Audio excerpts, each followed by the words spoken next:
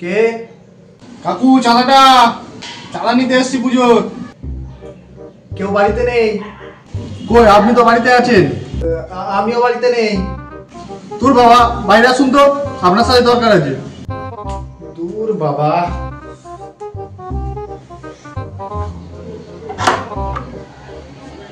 হ্যাঁ কি হয়েছে বলো। কাকু চাঁদা নিতে এসছি, 2000 টাকা চাঁদা লিখছি। 2000। হ্যাঁ কত চাঁদা আরেকবার বলো। 2000 টাকা।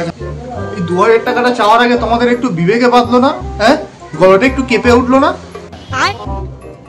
একটা মানুষ হঠাৎ করে একটা বিপদে পড়েছে, তার মধ্যে তার থেকে তুমি 2000 টাকা নিয়ে চলে যাবে?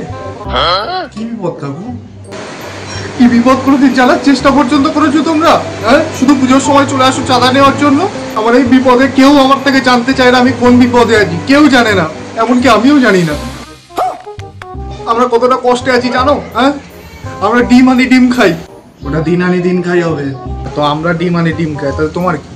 এই তোমরা জানো, হ্যাঁ একটা সময় ছিল যখন আমাকে চাঁদার জন্য বলতে পর্যন্ত হতো না, আমি আগের থেকেই না করে দিতাম যে দেবো না। ঠিক আছে, তুমি অনেক কষ্ট করে এসছো, তোমাকে খালি হাতে ফেরাবো না। আমারও হোক তোমার না হোক 200 টাকা নিয়ে যাও। আরে কাকু 200 টাকায় কি হবে? হ্যাঁ তো আমি তো বললামই তোমাদের না হোক। কথা বোঝো না, বাংলা বোঝো না তোমরা।